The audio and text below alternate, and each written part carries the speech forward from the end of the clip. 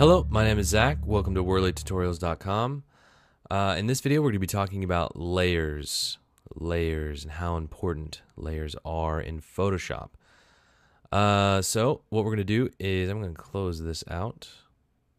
Don't save. And I'm going to do File, New.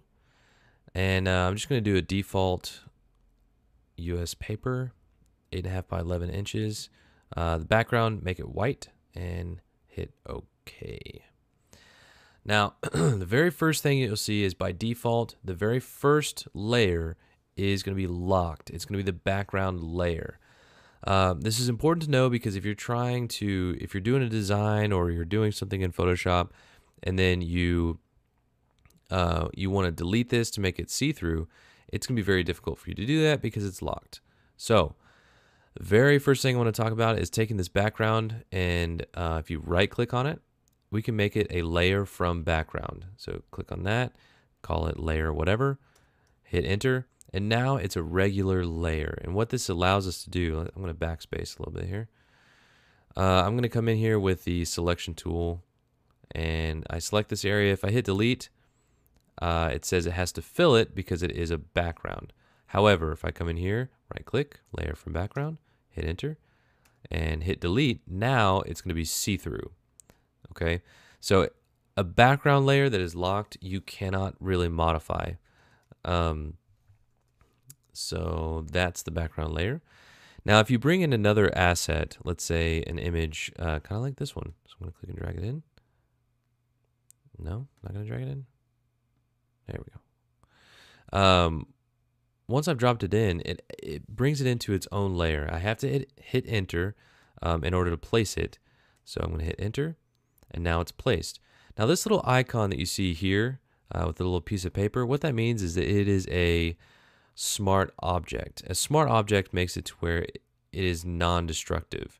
So it's going to keep all the information that it has sacred, if you will.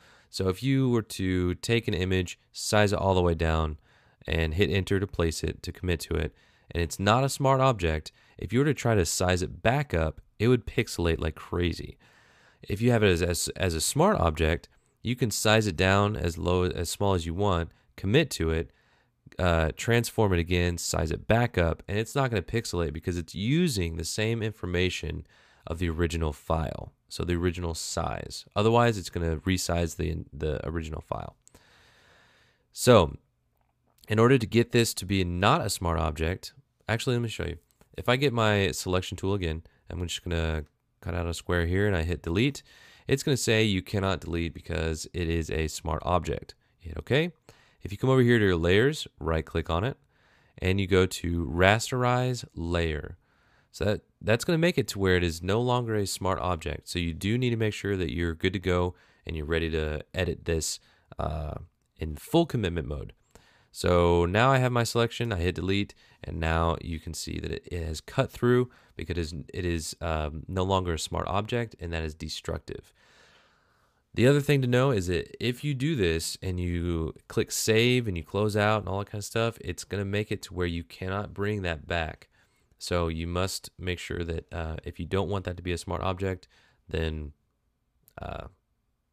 just make sure you know what you're doing. Okay, so I'm going to do Command Z, Command D. Now I'm going to get some text in here really quick and get my type tool, initializing. I'm going to say Worley.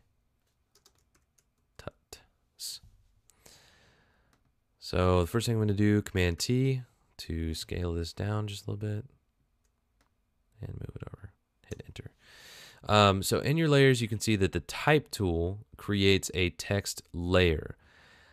There are some features that you cannot do because it is a text layer. For instance, if I get my selection tool one more time and I'm on the text layer and I select the text layer and I hit delete, it will not be able to do it because it is a font. It is a text layer. So again, you have to right click on it and go to rasterize type in order for it to be deleted. However, once you do that, you will not be able to go back and retype in there. And also it makes it an image. So I'm actually going to go ahead and do that. So I'm going to rasterize type, and you can see that in your layers, it becomes an image of those letters, okay? So I'm going to do undo and Command D to deselect. The other thing that I wanted to show you is that if I have this text right here, let's say I want this texture to just cover only this font, okay?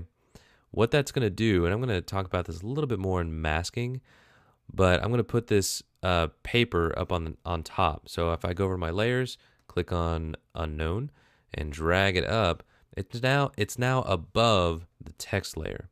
But here's the cool thing. It's something called a clipping mask. And yes, you can go up to, I can't even remember what it is because I usually do it this way. Layer, clipping mask, make clipping mask, something like that. There it is. Vector mask? No. Anyway, it's somewhere in there. You can make it a clipping mask that way, but personally, I always do it this way. So if I go over here to the layers, if I hold Alt on a PC or Option on a Mac, and I hover in between the layers, you'll see this little icon pop up, and that indicates to you that you're about to make a clipping mask. So I'm going to go ahead and click, and that makes it to where this image is only shown through this text. So I can come over here with my move tool and move it around, and you can see that it is only being visible on the layer directly below it. Okay, so that is how you can kind of move around the layers. If you click and drag this up above, it's going to take that clipping mask away. And you can do the opposite of that. If you hold Option on the text is only visible from this layer on its own. We'll talk about what other stuff is going to show up in our layers, but I want to make sure that you understand that you do have to rasterize sometimes, and you do have to move things around, and you kind of need to be comfortable about that. One last thing I want to cover right before we move on to the next video. If I select all of these and I want to put them in a group, what I can do is select the top one, click and hold, and select the third one, and if I do Command G or Control G, it will put it in a group, in a folder. And this is a very good practice to try to stay organized in your layers, especially if you're going to try to do like web design. Then you need to put like, you know, header, slider, whatever, body of the web page. Then you want to put all of those things in groups. Let's say you want to get rid of this group. If you right click on it, you want to ungroup layers. The other way you can do this is if you select, you can also flatten the image, or you can merge the layers. Those are all features that kind of combine the image into a flat image. I think that's it. If there's anything else, just keep watching the videos, because you're going to use layers all the time. You're always going to be using your layers. You're always going to organize, and you always want to be able to rename. Speaking of which, if you double click, you can rename whatever layer you want, and then hit enter. You're good to go. Double click, type it in, enter. There you go. So if you have any questions, please contact me through the worleytutorials.com on the connect page, or you can comment on this post below. You can also contact me through facebook.com/WorleyTuts, and also on Twitter on twitter.com/WorleyTuts. So stay tuned, and we're going to be talking about a whole lot of other cool stuff.